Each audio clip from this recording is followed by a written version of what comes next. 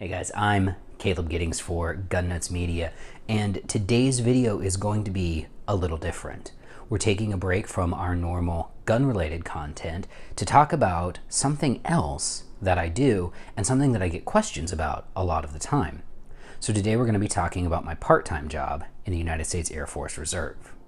Now before we get started, during this video, I'm going to use some terms that may not be familiar to you, even if you served in another branch of the military. And that's because in the Air Force, we like to have our own words for stuff that other branches of the military have a different word for, maybe even the same word in two other branches like the Army and the Marine Corps. A perfect example of that is the phrase AFSC. That stands for Air Force Specialty Code and would be familiar to prior Army or prior Marines as MOS, or Military Occupational Specialty. So when I say AFSC, just translate that in your head to MOS or rate if you were prior service Navy or Coast Guard.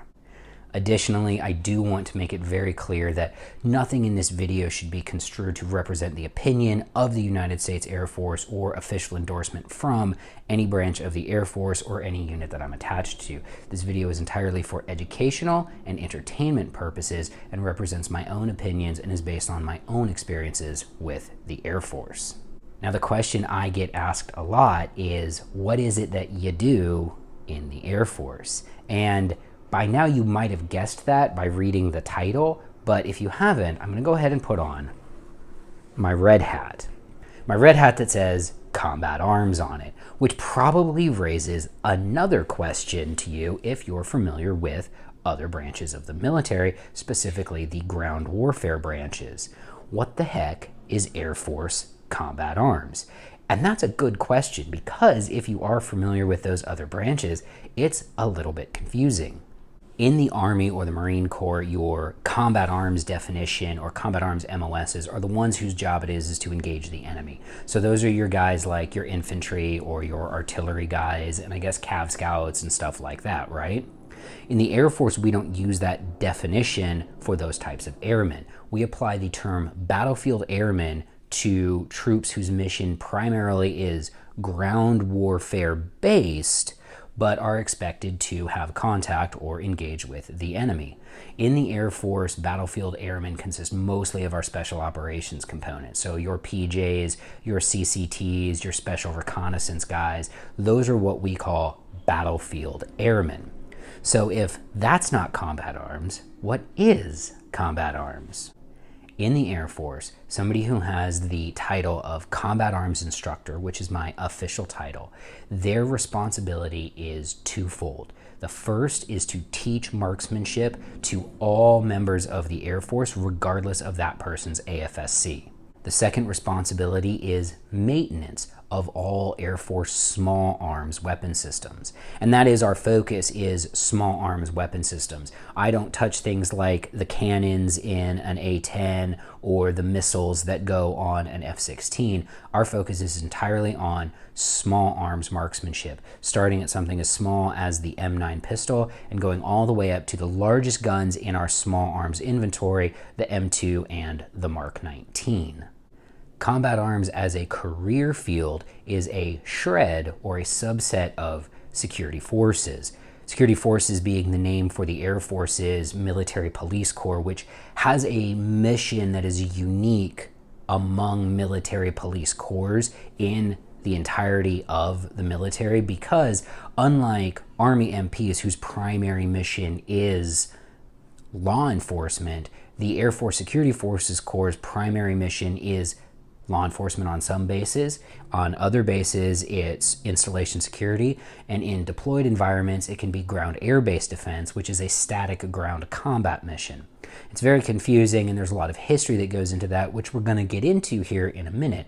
But combat arms is part of that career field. So to get into combat arms, you first have to enlist in the Air Force and go into security forces. Then after however long, you say, you know what, I want to retrain into one of the two shreds that security forces has. Why do we call them shreds? I don't know. But you have A shreds, which are canine handlers and are way less cool than combat arms. And then you have B shreds, which are combat arms. Our old title used to be Combat Arms Training and Maintenance. It got changed to Combat Arms. It might be going back to Combat Arms Tactics and Maintenance. I don't know.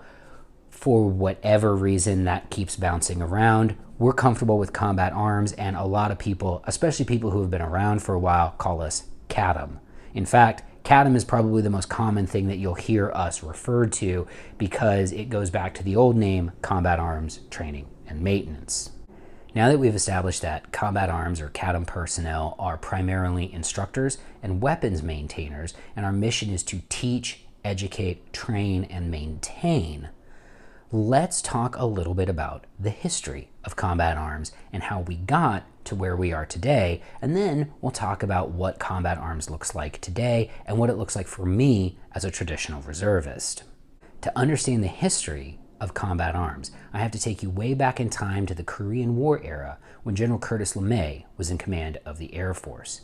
And there are two stories that dovetail somewhat nicely about the story of how Combat Arms came to be in existence as a career field in the Air Force.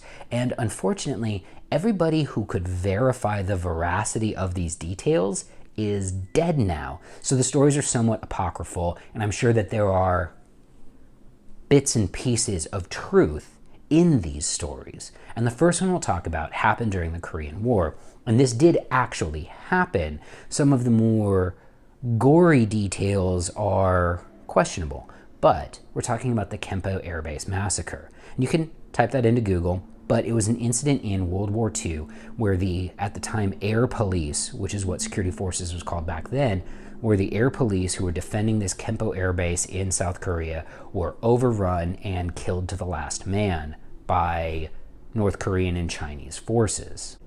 We know that actually happened. That much is documented historical fact.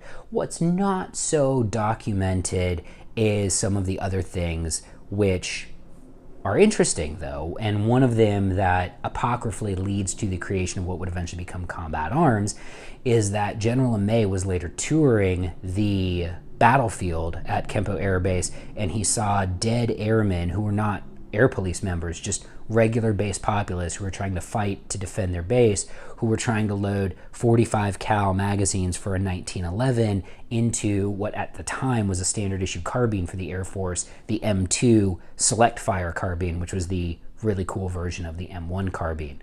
And allegedly, General LeMay saw this and swore an oath that no airman would ever be this unprepared to defend themselves with a small arm ever again.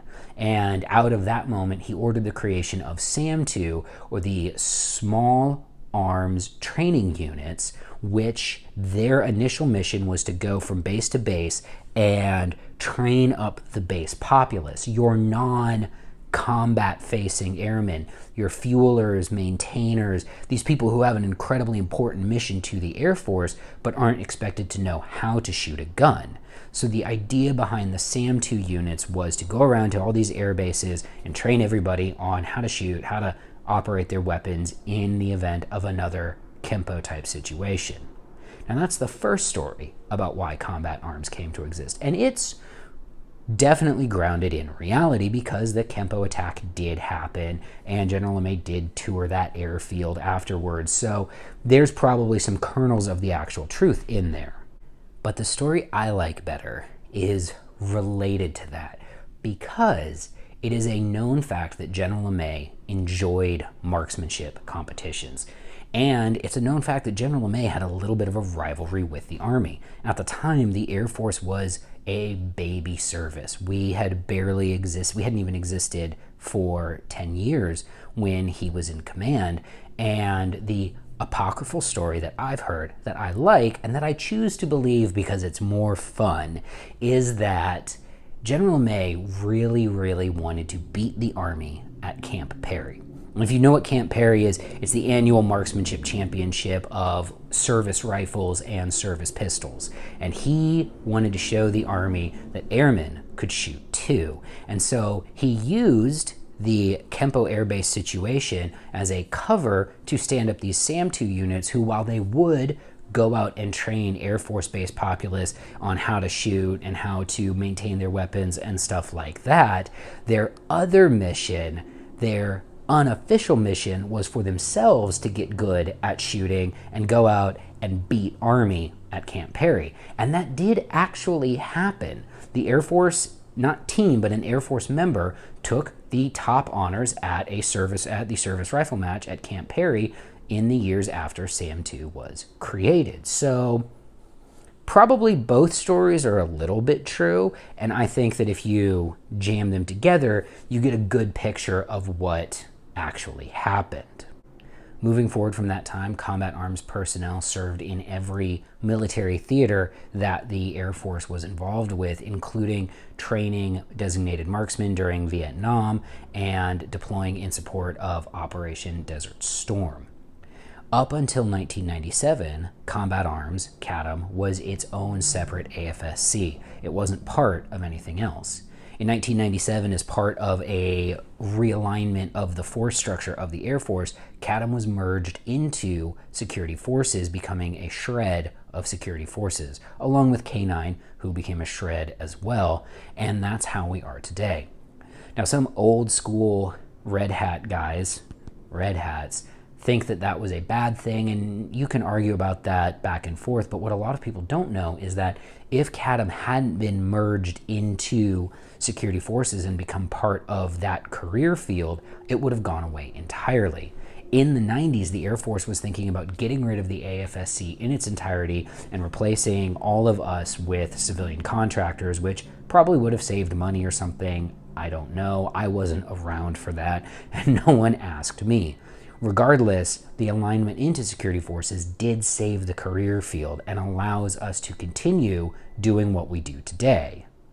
Today, Combat Arms personnel are fully trained as both Security Forces members and as Combat Arms instructors.